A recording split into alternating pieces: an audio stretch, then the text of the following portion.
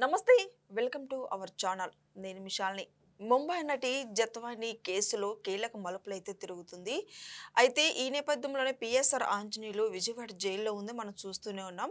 నిన్న ఆయన్ని కస్టడీకి తీసుకున్నారు. కస్టడీకి తీసుకున్న తర్వాత ఆయన విచారిస్తుంటే ఆ విచారణలో కూడా ఆయన నాకు ఈ కేసుకి ఎటువంటి సంబంధం లేదని సమాధానం అయితే చెప్తున్నారు. నన్ను వదిలేయండి అన్నట్టు ఆయన వ్యాఖ్యలవి. దీని మీద పూర్తిగా విశ్లేషించడానికి మనతో పాటు స్టూడియోలో ఉన్నారు పొలిటికల్ అనలిస్ట్ శ్రీలీల గారు ఉన్నారు. వారిని అడిగే కొన్ని విషయాలు మనం తెలుసుకుందాం. నమస్కారం మేడం. నమస్తే. పిఎస్ఆర్ ఆంజనేయులు నిన్న సిఐడి కస్టడీకి అయితే తీసుకున్నారు జత్వాని కేసులో.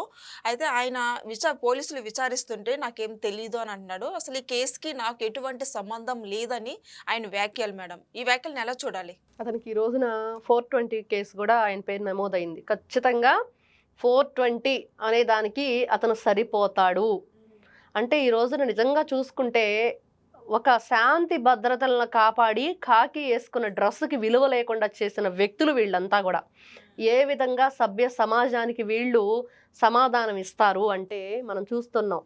విశాల్ గున్ని కానివ్వండి, కాంతిలాల్ టాటా కానివ్వండి, వాళ్ళతో పాటుకి పిఎస్ఆర్ ఆంజనేయులు వీళ్ళంతా కూడా కర్త కర్మ క్రియ ఏ విధంగా చేసిన అన్ని పనుల్లో కూడా కాదంబరి జత్వాని అనే ఆవిడే కాదు, త్రిబులారే కాదు, అదేవిధంగా నారా చంద్రబాబు నాయుడు గారే కాదు, ఈ రోజున అధికారంలో కూటమి ప్రభుత్వం టీడీపీ పార్టీలో ఉన్న ఎంతో మంది నాయకుల మీద, కొల్లు రవీంద్ర గారు, మరి చూస్తే అచ్చెన్నాయుడు గారు, అదేవిధంగా చూస్తే మన పట్టాభి గారు, ఎంతమందిని ఎన్ని విధాలుగా ఈ రోజున చూస్తే లోకేష్ గారి మీద కేసులు ఉన్నాయి.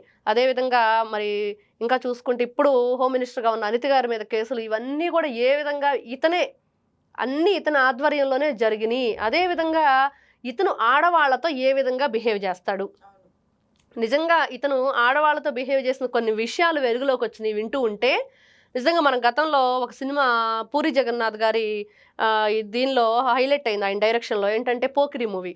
దానిలో ఒక నెగిటివ్ క్యారెక్టర్ రోల్ ఉంటుంది, పోలీస్ ఆఫీసర్. మరి ఆ హీరోయిన్ తల్లిని కూడా అతను రకరకాలుగా మాటలతో అతని బిహేవియర్తో ఏ విధంగా టార్చర్ చేశాడనేది ఖచ్చితంగా ఆ నెగిటివ్ రోల్కి ఇతను సరిపోతాడు అనేది కనిపిస్తూ ఉంది ఈ రోజున. ఇతను చేసిన పనులు, ఒకప్పుడు ఇతను విజయవాడలో ఉన్నప్పుడు మరి అక్కడ ఇతను విధి నిర్వహణలో ఉన్నప్పుడు ఏ విధంగా ఆడవాళ్ళ ఫోన్ నెంబర్లు ట్రాప్ చేసేసి మరి వాళ్ళకి ఫోన్ చేసి నీ హెయిర్ స్టైల్ బాగుంది, నీ మాట బాగుంది, అవునా నీ వయస్సు ఇంతేనా, మరి నీకు వంట చేయటం వచ్చా, మరి నన్ను ఒక రోజు మీ ఇంటికి భోజనానికి పిలవచ్చు కదా, లాంగ్ డ్రైవ్ వెళదామా, ఇంత వల్గర్ లాంగ్వేజ్ యూజ్ చేసిన ఇతన్ని ఏం చేయాలి? ఈ రోజున ప్రతి ఒక్కరు ఇదే అంటున్నారు. ఖచ్చితంగా యూపీలో ఏదైతే జరుగుతుందో అలానే వెంటనే షూట్ చేసి అవతల పడేయండి అని అయితే రాష్ట్ర ప్రజలు కోరుకుంటున్నారు. ఇట్లాంటి వాళ్ళకి కఠినమైన శిక్ష. మరి అతను ఆ విధంగా ఆవిడ మీద ఆ విధమైన మాటలు మాట్లాడటం, ఆవిడ ఏదైనా సరే ఒక లేడీతో ఆ విధంగా మాట్లాడినప్పుడు వాళ్ళు ఎలా బిహేవ్ చేస్తారంటే, మరి ఆ నైట్ 11 గంటల నుంచి మార్నింగ్ తెల్లవారుజాము 4 గంటల వరకు ఫోన్లు చేస్తూనే ఉండటం. ఆ లేడీ ఫోన్ మాట్లాడట్లేదు, తీయటం లేదు. మరి పొద్దున్నే మనం ఆ సినిమాలో చూసినట్లుగా ఒక ఎస్ఐ కానిస్టేబుల్తో పోలీస్ జీబు వాళ్ళ ఇంటి ముందర ఉండటం. మరి సార్ ఫోన్ మీరు తీయటం లేదంట కదా, ఇదిగో సార్ లైన్లో ఉన్నారని చెప్పేసి వాళ్ళు ఫోన్ తీసి ఇవ్వటం. ఆ లేడీనే కాదు ఇంకొక లేడీని కూడా అలానే చేశారు విజయవాడలో. మరి ఒక డాక్టర్ను కూడా అలానే చేశారు. ఇతనికి సంబంధించిన కాల్ డేటాతో సహా ఒకప్పుడు టీడీపీలో ఉన్న వల్లభనేని వంశీ ఎమ్మెల్యేగా ఉండి ఇతని చరిత్రనంతా కూడా ఏబిఎన్ సాక్షిగా అతను ఛానల్లో మరి ఆ రోజు చూపించటం, ఇతన్ని బదిలీ చేయించటం, సస్పెండ్ చేయటం అన్నీ జరిగినాయి.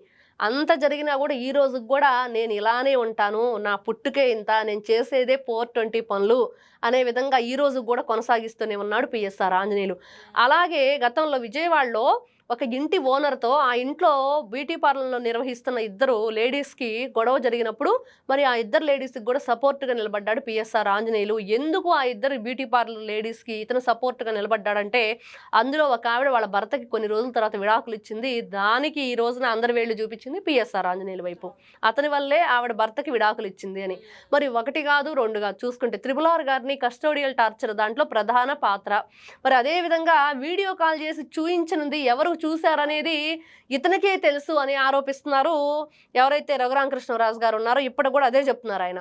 మరి అలానే కాదు, కాదంబరి జత్వాని ముంబై నటి, మరి ఆ అమ్మాయి ఒక డాక్టరు, ఒక ఆడపిల్లని, మరి ఒక నటిని, మరి ఇన్ని రకాలుగా వాళ్ళని తీసుకొచ్చేసి ఎందుకు ఈ రోజున పోలీసులు పదే పదే అడుగుతుంది, ఎవరు చెప్తే వెళ్ళారు, ఎవరు చెప్తే చేశారు, ఎవరి ఆదేశాల మేరకు ఇక్కడ తీసుకొచ్చారు, ఎవరు చెప్తే అన్ని రోజులు కస్టడీలో ఉంచారు, మరి సాయంకాలం టైంలో ఆవిడ రూమ్కి మీరు ఎందుకు వెళ్ళారు, ఏమని మాట్లాడారు, ఎన్ని విధాలుగా ఆమెను ఇబ్బంది గురి చేశారు, మరి కుక్కల విద్యాసాగర్ ఏవన్, మరి అసలు అతనికి ఏం పని, మీరందరూ ఎందుకు ఆమెను తీసుకొచ్చారు, ఎవరి కోసం తీసుకొచ్చారు, ఎందుకు అంటే ఈ రోజున ఇతను చెప్తున్న మాటలు ఏంటంటే, కాదంబరి జత్వాని కేసుకు నాకు సంబంధం లేదు, ఆవిడెవరో నాకు తెలీదు, మరి ఈ విషయాలు గున్ని ఎవరైతే ఉన్నారో అతను ఇచ్చిన వాంగ్మూలం మీదనే ఇతనికి విచారణలో తీసుకున్నారంటే, ఇప్పుడు నేను ఒక అధికారిగా ఉన్నాను, అధికారిగా ఉన్నప్పుడు కింద స్థాయి అధికారులతో నేను ఎన్నో రకాల కేసుల గురించి డిస్కషన్ చేస్తాను, మరి అవన్నీ కూడా నాకేం సంబంధం అని తిరిగి ఇతనే సిఐడి వాళ్ళని, సిబిఐ వాళ్ళని ఎదురు క్వశ్చన్ చేయటం, అంటే నాకేం తెలియదు, గుర్తులేదు, మర్చిపోయా అనే డైలాగులు అందరికీ చెప్పి చెప్పి చెప్పి వైఎస్ఆర్సీపీ పార్టీ వాళ్ళందరి చేత చెప్పించాడు.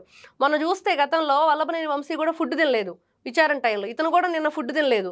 మరి ఇవన్నీ చూస్తూ ఉంటే ఇతను అందరికి కూడా డైరెక్షన్స్ ఇవ్వటం, ఏ విధంగా ఇప్పుడు మొన్న చూస్తే ఎవరైతే కేసిరెడ్డి రాజశేఖర్ రెడ్డి ఉన్నాడో అతనికి కూడా మరి విచారణకు వెళ్లకుండా ఉండటానికి కారణం ఇతనే, ఎవరు కూడా విచారణకు హాజరవ్వద్దు, మరి ఏమేమి దాంట్లో లొసుగులు ఉన్నాయి అవన్నీ కూడా అతనే చెప్పాడు కదా, నాకు లీగాలిటీలో ఎన్ని రకాల ఇవి ఉంటాయో లూప్ హోల్స్ అవన్నీ కూడా నేను యూస్ చేసుకుంటాను అని.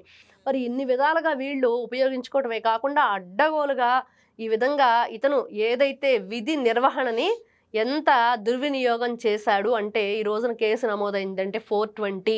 మరి ఇతను దేనికి కూడా ఆన్సర్ చేయట్లేదు, తిరిగి పోలీసులనే క్వశ్చన్ చేసే విధంగా మళ్ళా పూజలు చేస్తాడంట, భయంకరంగా పూజలు చేస్తాడంట. అక్కడ ఉన్న వాళ్ళ ఎవరైతే ఎస్ఐలు, సిఐలు లేకపోతే కానిస్టేబుల్ అందరూ కూడా అమ్మో ఆంజనేయులు సార్కి చేతబళ్ళు కూడా చేయటం వచ్చు, అంతగా చేస్తారు పూజలని భయపడే విధంగా చేస్తాడు.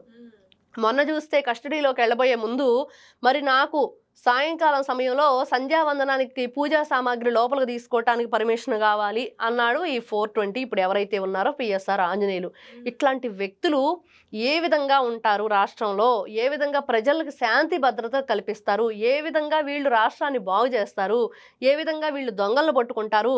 ఈ రోజున దొంగలు పట్టుకోవాల్సిన పోలీసులు దొంగలుగా పోలీస్ స్టేషన్లో నిలబడే పరిస్థితి తీసుకొచ్చింది కేర్ ఆఫ్ అడ్రస్గా ఎవరుందంటే వైఎస్ఆర్సీపీ పార్టీ కనిపిస్తుందని ప్రజలందరూ ఈ రోజున ఏమి శిక్ష వెయ్యాలి, ఏంటంటే ఏదైనా తక్కువ వీళ్ళకి 4 రోజులు జైల్లో ఉంచేసి ఏదో జరిమానా వేసి లేకపోతే బెయిల్ మీద బయటికి మాత్రం పంపించొద్దు అని న్యాయస్థానాలని పదే పదే ప్రజలు ఈ రోజున కోరుకుంటున్నారు.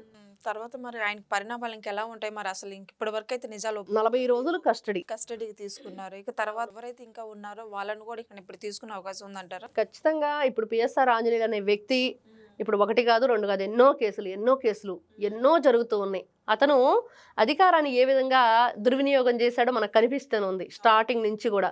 మరి ఈ రోజున వైఎస్ఆర్సీపీ పార్టీ వచ్చాక అధికారంలోకి ఇంకా అతను వెర్రవీగిపోయాడు, రాక్షసత్వాన్ని బయటికి బాగా ప్రదర్శించేశాడు అనేవి కనిపిస్తూ ఉన్నాయి.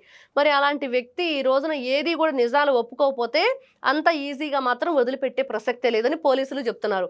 మరి ఇతను నారా చంద్రబాబు నాయుడు గారిని అక్రమంగా అరెస్ట్ చేసి 52 రోజులు రాజమండ్రి సెంట్రల్ జైల్లో ఉంటే ఇతను నిర్వహించిన పాత్ర అక్కడ ఏంటంటే, మరి అక్కడ కొంతమంది రాజమండ్రి సెంట్రల్ జైల్లో కొంతమంది పోలీసులు మానవతా దృక్పథంతో మరి చంద్రబాబు నాయుడు గారికి కూర్చొని ఏదైతే బుక్ చదువుకోవడానికి ఒక కుర్చీ ఏర్పాటు చేశారు, భోజనం చేయడానికి ఒక చిన్న టేబుల్ ఏర్పాటు చేశారు, అదేవిధంగా అక్కడ ఇండియన్ కమోడ్ ఉంది, మరి ఆ కమోడ్ మీద కూర్చొని లేవటానికి పాపం అంత పెద్ద ఆయన అసలు నిజంగా ఇంత మానవత్వం లేని మనిషి ఒక రాక్షసుడు పిఎస్ఆర్ ఆంజనేయులు అంటానికి ఇవన్నీ కూడా ఒక నిదర్శనాలు.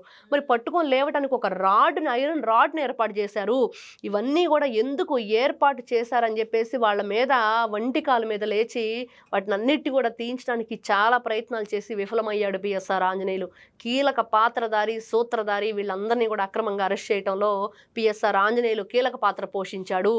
1 కాదు 2 కాదు, అమ్మాయిల విషయమే కాదు, అదేవిధంగా నారా చంద్రబాబు నాయుడు గారి విషయంలో, మరి మొన్న చూస్తే ఎవరైతే త్రిపులార్ గారు రఘురామకృష్ణరాజు గారి విషయంలో కూడా ఈ విధంగానే ఇతని రాక్షసత్వం అనేది బయటపడింది. మరి ఇట్లాంటి వాళ్ళకి ఖచ్చితంగా పోలీసులు తగిన బుద్ధి చెప్పాలి, న్యాయస్థానం తగిన విధంగా న్యాయం చేయాలి. ఇట్లాంటి వ్యక్తులు ఇట్లాంటి విధులలో పనికిరారు, ఇట్లాంటి వాళ్ళకి శాంతి భద్రతలను కాపాడే హక్కు లేదు. మరి దానికి నిజంగా కఠినమైన శిక్ష విధించాలని అందరూ కోరుకుంటున్నారు. ఆయన ఒక టైంలో ఐపీఎస్ అధికారి, సో ఒక పోలీస్ ఆయన కానీ ఆయన ఈ విచారణలో ఇప్పుడు చెప్పలేదంటే ఇంక తర్వాత కూడా చెప్తాడో లేదనే నమ్మకం ఎవరికీ లేకుండా పోతుంది. కానీ ఒక మనిషికి ఎప్పటికైనా ఒక ప్రారబ్ధం అనేది తొలగిపోయిన తర్వాత ఒక దశ అంటూ వస్తది. మరి అతను పూజలు చేస్తాడు. మరి ఇలాంటి పాప పనులన్నీ చేశాడు. ఇవన్నీ చూస్తూ ఉంటే తనకంటూ తెలుసు ఒక కర్మ అనేదనేది ఉండిద్ది అని. అది ఎప్పుడు కూడా కర్మ వెనుదిరిగి మనకి టచ్ చేసిద్దని.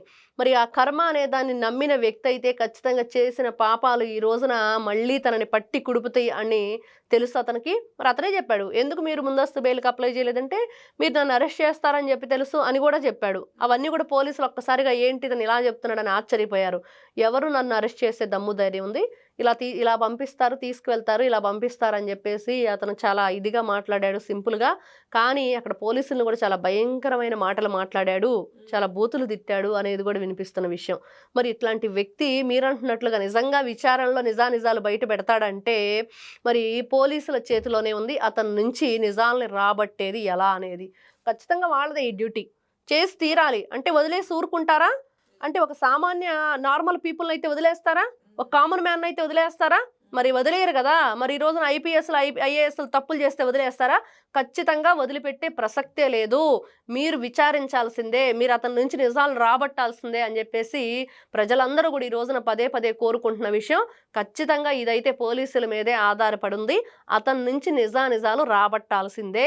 ఎవరు దానికి అసలైన సూత్రధారి ఎవరున్నారో అతని పేరు బయటికి చెప్పాల్సిందే కాదంబరి జత్వాని కేసులో. Thank you. నమస్తే.